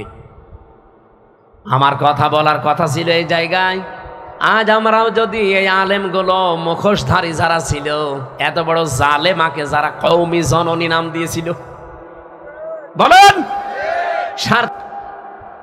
আপনি কওমি জননী নাম দেওয়ার আর মানুষ পেলেন না দুনিয়া, এরকম একটা জালেমাকে নাম দিলেন। অথচ ওই সময় মামুনুল হক, আমি, সাখাওয়াত হোসেন রাজি, কত আলেম, প্রায় ৭৬ জন আলেম ওই সময় আমরা জেলে। যেই দিন এই নামটা ঘোষণা দিয়েছে বাইতুল মোকাররমের ওই সাবেক খতিব, ওনার বাপটা তো ভালো ছিল, ছেলে যে এত নিকৃষ্ট চরিত্রের, যে জালেম আলেম বোঝে না, হাজার হাজার আলেম যেখানে জেল খাটতেছে বিনা কারণে, আর ও এদিকে তেল মারতেছে যে আপনি কওমি জননী।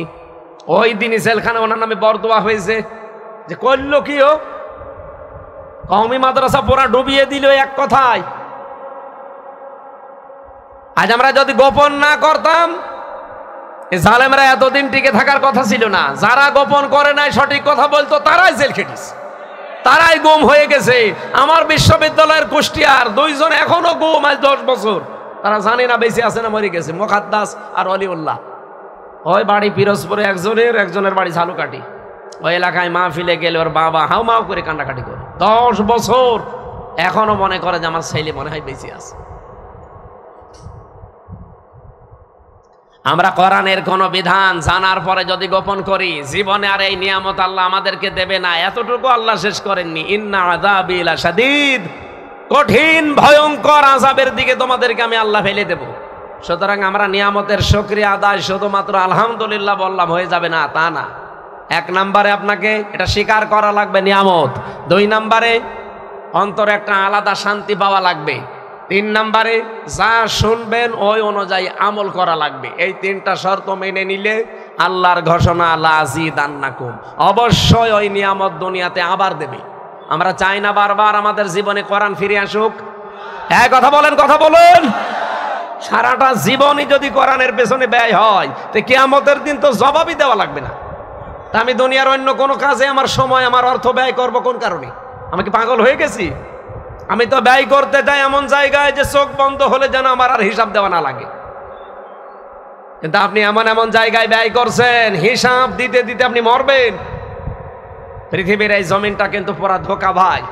আমি 3 বছর জেলে না থাকলে এইটা আমি আন্দাজ এখনো করতে পারতাম না, শুধু অনুমানে থাকতাম। এখন আমি বুঝি যে পুরা দুনিয়াটা, আমার মা বাবাও ধোঁকা, আমার ছেলে মেয়ে, আমার স্ত্রী, সব ধোঁকা দুনিয়ায়। আল্লাহ নিজে জানিয়েছেন, আমাল হায়াতুদ দুনিয়া ইল্লা মাতাউল গুরুর। পৃথিবীর এই জমিনটা পুরা ধোঁকা, খেলতামাশা, এ প্রতারণা ছাড়া আর কিচ্ছু না। চোখ বন্ধ হোক এখন আপনার, আমি এখন মারা যাই, আপনি খালি খবর পাঠান ম্যাডামের কাছে কুষ্টিয়ায় যে উনি পটল তুলেছে।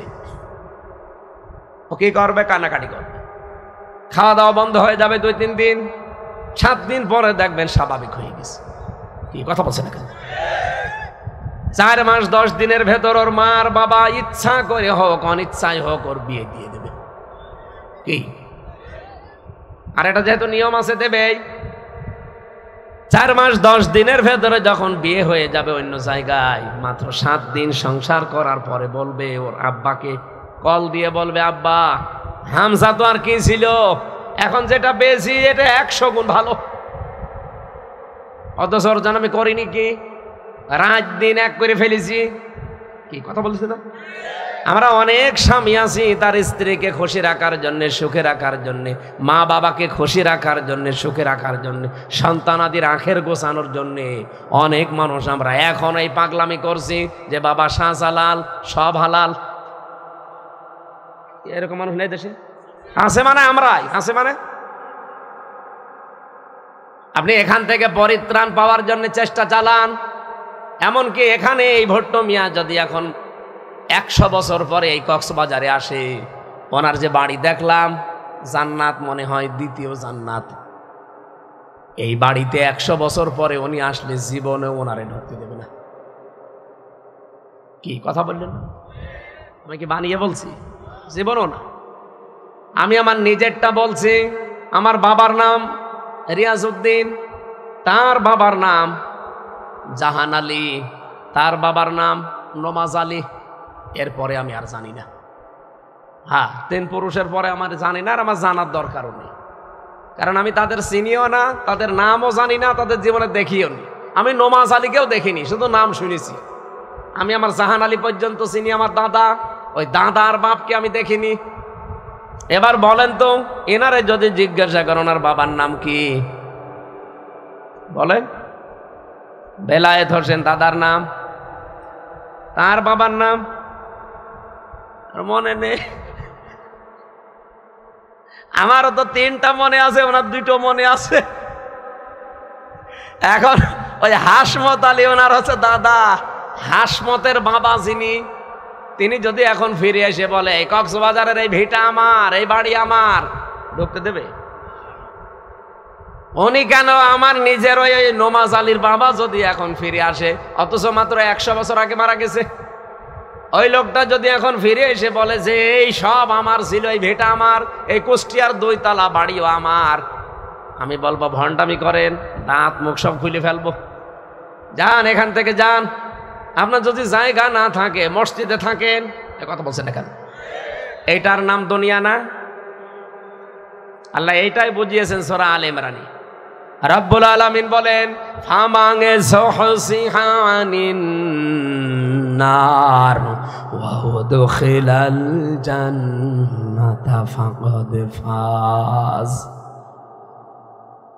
এই পৃথিবী আসল না, হার জিত হবে মরণের পরে।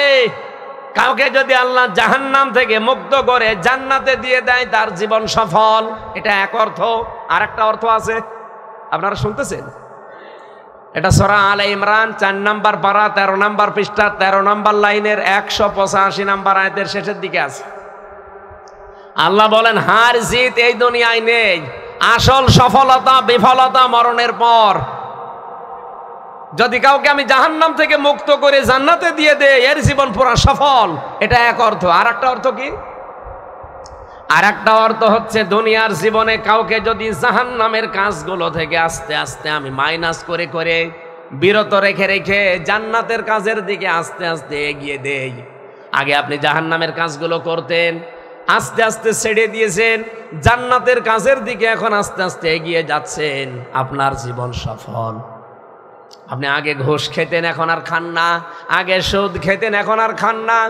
আগে নামাজ পড়তেন না, এখন পড়া আরম্ভ করেছেন। আপনি মনে করবেন আমি আস্তে আস্তে জাহান্নামের পথ থেকে দূরে সরে জান্নাতের নিকটবর্তী হচ্ছি। এরকম জীবন আমরা এখনো বানাতে পারি নাই। আগে অনেকেই ঘুষ খেত ব্যাংকের, সুদ খেত ব্যাংকের মাধ্যমে, এখন ডিজিটাল কায়দা আরম্ভ করেছে। এখন টাকা ছেড়ে রাখে, টাকা আসে, একটু বেশি পাওয়া যায়। এলাকায় এখন আরম্ভ হয়েছে কিনা আমি জানি না, ওই যে টাকা ছেড়ে রাখে 1000, তখন 100 টাকা বেশি দেয় মাসে মাসে। এই সুদ যারা খাচ্ছেন এরা কিন্তু নিজের মায়ের সাথে জেনা করছেন। এ নাউজুবিল্লাহ পর্যন্ত কি শেষ না? এটা আজকে মানা লাগবে। বলেন বলেন। যারা টাকা ছেড়ে রেখেছেন, 1000 টাকা দিলে 100 টাকা বেশি দেয়। যদি এরকম কেউ থাকেন, এই মুহূর্তে তওবা করা লাগবে যে আমি আমার আসল টাকা বাদ দিয়ে বাকিটা মাফ করে দিলাম, আমি আর নেব না। কারণ আমি মায়ের সাথে জেনা করে নামাজ পড়ে করবো কি? কি কারা কারা ছেড়ে দিতে পারবেন? হাত তোলেন তো। আরে আল্লাহ, এলাকায় এ ব্যবসা তো ধমসে চলছে। বাবা শাহজালাল সব হালাল, চালান, অসুবিধা নেই। অন্তত যারা হাত তুললে ছেড়ে দেওয়া লাগবে। এমনকি এখনো এখানে বসে আছে যে ওয়াজ শুনে যে ওই সুদের টাকা তুলবো। কথা বলছেন না কেন?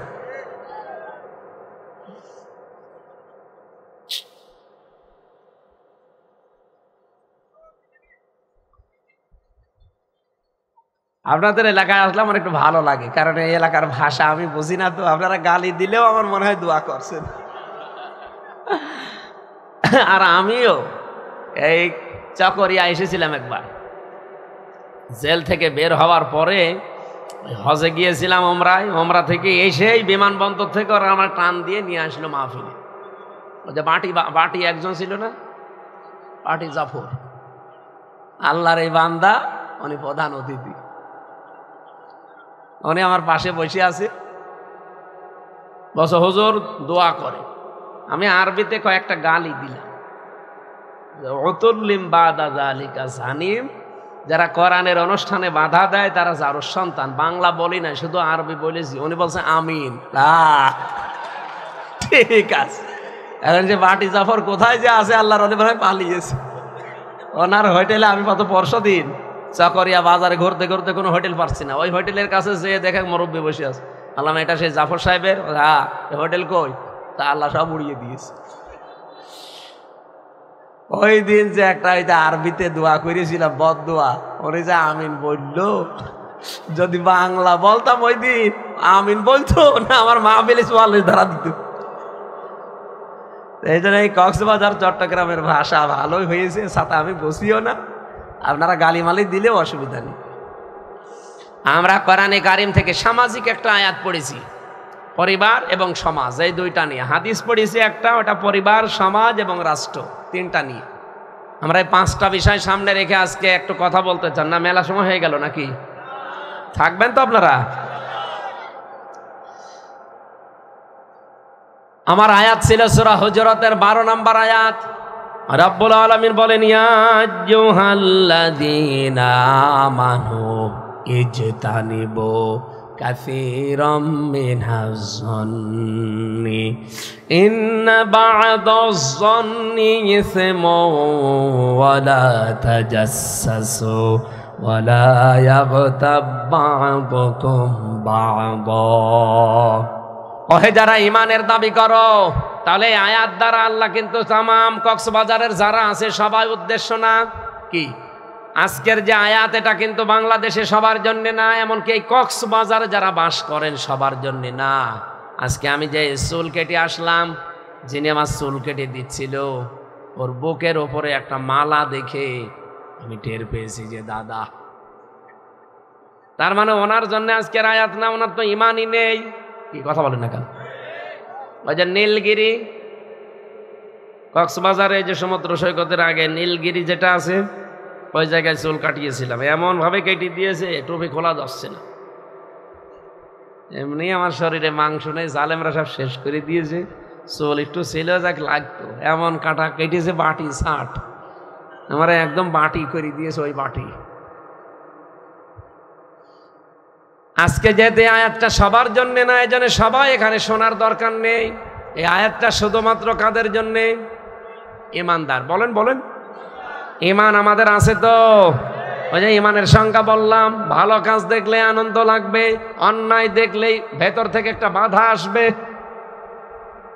আল্লাহ এরকম ইমানদারকে ডাক দিয়ে বললেন, ইজতানিবু, বেঁচে থাকবা।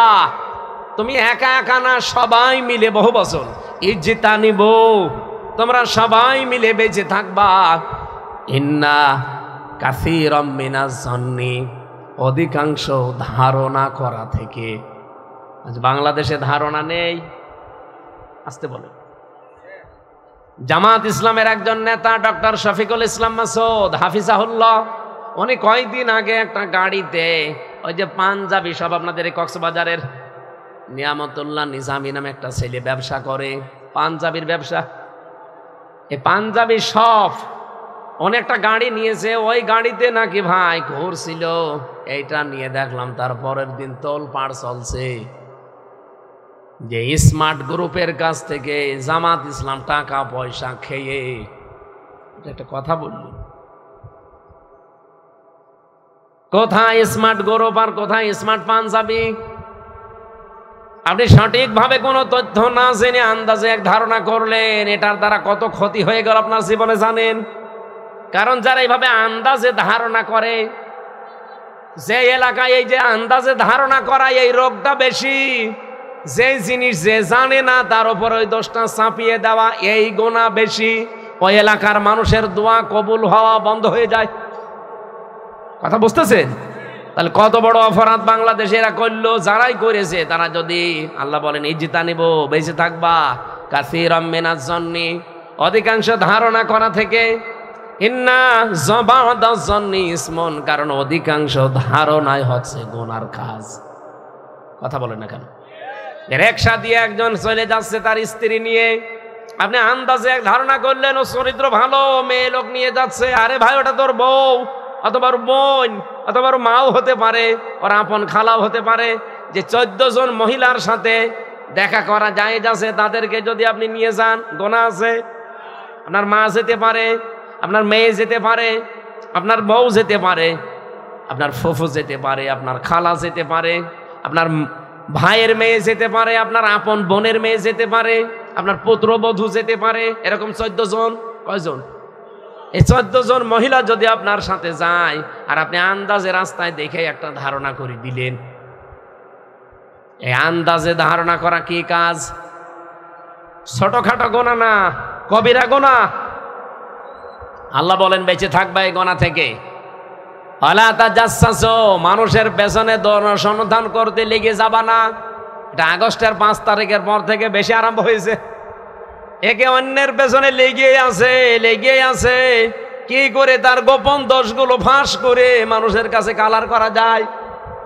আলা ইয়াগতাব বা'দুকুম বা'দা, একে অন্যের পেছনে গোয়েন্দাগিরি করবা না, লেগে থাকবা না সব সময়। রাব্বুল আলামিন এতটুকু শেষ করে দিতে পারতেন, এবার একটা ভয়ঙ্কর কথা বললেন। এই যে নিজে যেই গোনা করে, এই গোনাটা আর একজনের ওপরে চাপিয়ে দিয়ে তাকে কালার করে দেওয়ার চেষ্টা করে, নিজে চাঁদাবাজি করে আর এই দোষটা চাপিয়ে দেয় একটা ভালো মানুষের উপরে। বাংলাদেশে এই গোনা নেই? বলেন। ইসলামী ব্যাংকের নাম বলেন, অনেকে দেখি বলে আরে ভাই ইসলামী ব্যাংক যাদের ছিল তারা ফেরত পেয়েছে। আপনি আন্দাজে চাঁদাবাজ বলে তাদের নাম চালিয়ে দেন কোন কারণে? এতদিন যাদের কাছে ছিল তারাই তো ছিল চাঁদাবাজ, ছিনতাইকারী। তারা এটা ছিনতাই করে নিয়েছিল এতদিনে। এখন যাদের কাছে আছে এটা তাদের নিজেদের জিনিস, তারা নিজেরা ফেরত পেয়েছে। আর তাদের নামে আপনি চাঁদাবাজ বলে চালিয়ে দেন, যারা চাঁদাবাজি করেছে, ছিনতাই করে নিয়েছে। এই গণাটা যদি বন্ধ না হয়, আপনি নামাজ পড়েন, রোজা রাখেন, হজ করে এসেছেন, এগুলো সব লোক দেখানো হবে। আল্লাহ পাক বলেন আইয়ুহিব্বু আহাদুকুম আইয়াকুলা লাহমা আখি মাইতান, তোমাদের কেউ কি ভালোবাসো যে মরা ভাইয়ের গোশত খেতে? আপনাকে যদি এখন আমার এই মরা ভাইকে জবাই করে গোশত দেওয়া হয়, খাবে? অথচ ওই গোনা আপনি লিপ্ত, যারা মানুষের পেছনে লেগে থাকে। আর যেই গোনা যেই লোক করে নাই, ওই দোষ যদি কেউ ইচ্ছা করে তার উপরে চাপিয়ে তাকে কালার করে দেয়, ওই দোষ যতদিন আপনি না করবেন ততদিন আপনার মরণ হবে না। গত বছরের 1 বৈশাখ পালন করার সময় মাওলানা মতিয়ার রহমান নিজামী, আল্লামা দেলাওয়ার হোসেন সাইদি, অধ্যাপক গোলাম আজম, ইসলামী স্কলার যারা এদেশে অনেক আলেম ওলামার বিভিন্ন মূর্তি তৈরি করে 1 বৈশাখ পালন করেছিল, কার্টুন তৈরি করে, কথা বলছেন না? আর সেইটা 1 বছরের ব্যবধানে আল্লাহ পুরা উল্টিয়ে দিয়ে এখন হাসিনার কার্টুন তৈরি করে, তাও রাক্ষসী কার্টুন। যেই গোনা যে করে নাই, 10টার উপর চাপিয়ে দিলেন কেন? এখন নিজে যা করেছিলেন, যেই দোষ চাপিয়ে জনগণের সামনে কালার করার জন্য আল্লাহ আপনাকে পুরা 100 গুণ কালার করে দিয়েছে। আপনার চেহারা দেখলে এখন সবাই, কেউ কেউ বলছে এটা আমার শাশুড়ির মতো লাগছে। হ্যাঁ, একজন মহিলা বলছিল, দেখলাম, বলছে আমার শাশুড়ি এরকম রাক্ষসী, এই মহিলাও এরকম রাক্ষসী মতো লাগছে। এ সম্পর্কে সূরা নেসা 5 নম্বর পারা 15 নম্বর পৃষ্ঠা 10 নম্বর লাইনের 112 নম্বর আয়াতটা আপনার জন্য আমার জন্য প্রযোজ্য, আপনি লিখে রাখেন। অমাইয়াক সিব খাতিয়াতান আও ইসমান সুম্মা ইয়ারমি বিহি বারিআন ফাকাদ হিতামালা বুহতানা ওয়া ইসমান মুবিনা। পৃথিবীতে অনেক মানুষ এমন আছে নিজের অন্যায় করে, পাপ করে, আর এই পাপটা যখন হয়ে যায় তখন একটা নিরপরাধ মানুষের ওপরে চাপিয়ে দিয়ে তাকে কালার করার চেষ্টা করে। এই লোকটা যেন নিজে প্রকাশ্য পাপের বোঝা বহন করে নিয়ে বেড়াচ্ছে। এরা যে পাপের বোঝা এতদিন বহন করে নিয়ে বেড়াচ্ছে, এটা আগস্টের 5 তারিখের পর থেকে আল্লাহ প্রমাণ দিচ্ছে। এই 15.5 বছরে যা করেছে, যত মারিং কাটিং করা, যত চুরি করা, যত অবৈধ কাজ করা, যত চরিত্রহীন হওয়ার জন্য কাজ করা, সব এখন জনগণের সামনে ওপেন হয়ে যাচ্ছে। একটা বুড়ো মানুষ, কাওয়া কাকুর মতো বুড়ো মানুষ, ওর নাকি রাত 12টা, 12:30, 1টা, 2টা পর্যন্ত নায়িকা লাগতো শুধু গা পাটি পার জন্য। বলুন সুবহানাল্লাহ। শরীর চলে না কাওয়া। আমি সিঙ্গাপুরে একবার ছিলাম, কি অবস্থা হয়েছিল বলেন তো কাওয়ার। কাওয়া যেরকম কালো ওইরকম কালো হয়ে গিয়েছিল না। দৃশ্য দেখে তো আমারই ভয় লাগছিল যে আল্লাহ আল্লাহ দয়া করে একটু ফিরিয়ে দিল, আর এসে ইসলামের পেছনে লিখিস। এখন কোথায়, এই যে এখন কিটা গান বেজেছে যেন, কোথায় আওয়ামী লীগ, কোথায় কাদের, কোথায় গেল ওই জালেমের। আমার মনে হয় কাওয়ারে যদি কেউ সামনে পায় ওর ফের মুসলমানই দিয়ে দেবে।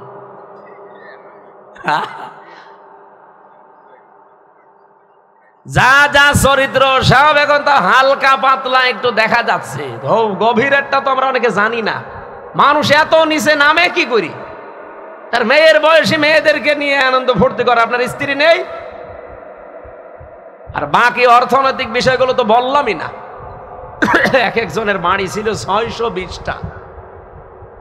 সেদিন মালয়েশিয়া ছিলাম, সিঙ্গাপুর, মালয়েশিয়া, থাইল্যান্ড দেশগুলো ঘুরছিলাম। যেখানে উঠি হোটেলে দেখি এক শয়তান নিচে বসে বসে চা খাচ্ছে। কি গো হুজুর, আমি আগেই পালিয়েছি। আগেই পালালেন কেন? আপনার না 620টা বাড়ি, একটা বাড়িতেও তো থাকতে পারেন না, এখন পালিয়েছেন, হোটেলে থাকেন, কয়দিন থাকবেন? একটা জীবন হইল। ওই দেশে ওরা সাহেব পাড়া বানিয়েছে, লন্ডনে বানিয়েছে, কানাডায় বানিয়েছে, বেগম পাড়া লন্ডনে। থাকতে পারে না, থাকে হোটেলে। আর এক একটা হোটেলের ভাড়া কি! যে কয় শয়তানকে দেখলাম একটাও শান্তিতে নেই। বলছো হুজুর দোয়া করি, দোয়া তোর জন্য দোয়া বের হবে। দেশের টাকাগুলো সব পাচার করে করে, ওই টাকাগুলো বাংলাদেশে যদি থাকতো, বাংলাদেশের 35 লাখ যুবক বেকার। এই মানুষগুলো বাইরের দেশে এসে রুটি বানায়, ঘর ঝাড়ু দেয়, রাস্তা পরিষ্কার করে, পায়খানা সাফ করে। আমি নিজে দেখেছি। এরা যে ওই দেশে ওই কাজ করা লাগতো না, এই দেশে সম্মানজনক একটা কর্মজীবন নিয়ে টিকে থাকতে পারত। এই শয়তানরা যত টাকা পাচার করেছে, আমি একটা হিসাব করলাম সেদিন ইন্টারনেট দেখে, যত টাকা পাচার হয়েছে 15.5 বছরে, বাংলাদেশের 4 বছরের বাজেট দেওয়া সম্ভব। 4 বছর যদি এই দেশ কিচ্ছু না করে, শুধু বসে বসে খায়, তাও এই দেশ চলতে পারবে। এত টাকা পাচার হয়েছে।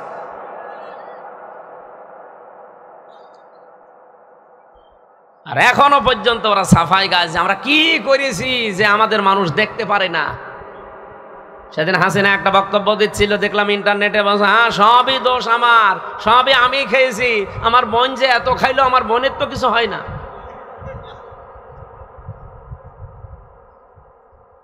পাবনা রূপপুর পারমাণবিক কেন্দ্র থেকে ৭৬,০০০ কোটি টাকা রেহানা নিয়েছে এক জায়গা থেকে। আর বাকি যা আছে, যে মাতার বাড়ি, এইদিকে না মাতার বাড়ি, এই সমস্ত জায়গা যত প্রকল্প, চট্টগ্রামের এই যে টানেল, এই পদ্মা সেতু, বড় বড় যত প্রকল্প, যত বড় বড় মেগা প্রজেক্ট, মেগা ডাকাতি হয়েছে। এই টাকাগুলো যদি তাও ডাকাতি করে নিজের দেশে রেখে দিত, তাও তো আমরা এখন কর্মসংস্থান খুঁজে পাতাম। আর শয়তানরা সব পাচার করেছে। নিজেরা দোষ করে, আর ওই দোষটা ভালো মানুষদের উপরে চাপিয়ে তাদেরকে কালার করে। আল্লাহ পুরো উল্টিয়ে দিয়েছে। দেখেন এই শব্দের দিকে তাকিয়ে, আও ইসমাং বারিয়াং ফাকাদ ইহতামালা বুহতান ওয়া ইসমাম মুবিনা। গীবত আর বুহতান এক জিনিস না। আপনার ভেতরে দোষ আছে, আমি যদি বাইরে বলি ওইটা হচ্ছে গীবত, আর আপনার ভেতরে দোষ নেই, আমি যদি বানিয়ে বানিয়ে আপনার নামে দোষ দেই ওটা হবে বহতান, ওটা আরো মারাত্মক গুনাহ। গীবত করা মানেই মরা ভাইয়ের গোশত খাওয়ার, বহতান মানে কোন ভাইয়ের গোশত খাওয়া বলে। এই গুনাহগুলো চলছিল দেশে, এখনো চলছে। আল্লাহ তাআলা বলেন ওয়াত্তাকুল্লাহ, আমি আল্লাহকে ভয় করো। এই তাকওয়া মানে শুধু আল্লাহর ভয় নাই, এই তাকওয়া মানে সতর্ক হওয়া। তার মানে আমাদের জীবনে আমরা এখন থেকেই সতর্ক হব। ইন্নাল্লাহা তাওয়াবুর রহিম, অবশ্যই আল্লাহ আমাদের তাওবা কবুলকারী, তিনি রহিম। বলেন সুবহানাল্লাহ। হযরতে আবু যর থেকে বর্ণিত যে হাদিস ছিল, তিনি নবীকে বলেছিলেন, হে নবী, আমার বাড়ি থেকে আপনার এই জায়গা প্রায় 83-84 কিলোমিটার দূর। আমি তো এই পাহাড়ি রাস্তা বেয়ে বেয়ে সবসময় আসতে পারি না, আপনি আমাকে এমন কিছু দেন যেন এইটা নিয়ে আমি জান্নাতে যেতে পারি। বিশ্বনবী তাকে 7টা আদেশ দিয়েছিলেন। কয়টা বলেন বলেন? 1 নম্বরে বললেন ওসিকা বিতাকওয়াল্লাহ, আমি তোমাকে আদেশ দিচ্ছি তুমি আল্লাহকে ভয় করে চলবা। আল্লাহকে ভয় মানে, আল্লাহর ভয়ের অর্থ আমরা অনেকে জানি না। বাংলা অর্থ হচ্ছে আল্লাহর ভয় হচ্ছে আল্লাহর নিষিদ্ধ কাজগুলো শুধু ছেড়ে দেওয়ার নাম খাউফ, আর ঘৃণা করে ছেড়ে দেওয়ার নাম তাকওয়া। আল্লাহর যত নিষিদ্ধ কাজ আছে তার ভেতরে এই ধারণা করা একটা নিষিদ্ধ কাজ। এই কথা বলেন না? আমরা গীবতের উপরে কথা বললাম, তহমতের উপরে বললাম। সুতরাং এই ধারণায় আন্দাজে ধারণা করা থেকে আজকে থেকে বেঁচে থাকা লাগবে। শুধু বেঁচে থাকবো না, ঘৃণা করে ছেড়ে দেব। যেখানে গীবত হবে, মেয়েদের ভেতরে এটা বেশি হয়, এক জায়গায় বসলে শুধু গীবত, পরনিন্দা, পরচর্চা করা, এটা বন্ধ করা লাগবে। দরকার হয় চুপ থাকবেন, মাংসমাতা না যা, কথাবার্তারা যদি প্রয়োজন না হয় বলবেন না। আন্দাজে বকতে বকতে এমন বেশি কথা বলে। নবীজিকে প্রশ্ন করলেন সাহাবী, আমি যদি আল্লাহর তাকওয়া ভয় এটা অর্জন করি কি আমি পাবো? নবীজি বলেন ফাইন্নাহু আজিয়ানু লিআমরিকা কুল্লিহি, পৃথিবীর যত কাজ আছে সব কাজের ভেতরে আল্লাহ দেখবেন তোমাকে একটা সৌন্দর্য দিয়ে দেবে। তোমার কাজ দেখলেই পৃথিবীর মানুষ বুঝবে না এটা অন্য ধরনের মানুষ। আল্লাহ এই যে আদেশটা, উপদেশটা আবু যরকেই দিয়েছিল নবীজি, না আমরাও আছি? আমরা আছি না? এই উপদেশগুলো জীবনে আমরা যেন মেনে চলতে পারি। সম্মানিত ভাইরা, চট্টগ্রাম শহরে একটা অনুষ্ঠান আছে রাত 12টায়, এখন বাজে 11:05। আমি মেয়েদের জীবন নিয়ে জেলখানায় বসে বসে ওদের খুব কষ্ট দিয়েছিল, তারপরেও চুরি চুরি করে লিখেছিলাম। 2টা বই আমার লিখিত আছে। একটা হচ্ছে দাম্পত্য জীবনের কলহ এবং তার সমাধান, এবং আদর্শ নারী। মেয়েদের কয়জন মানুষ পৃথিবীতে আদর্শ হবে, মেয়েকে আর বউকে পড়াবেন।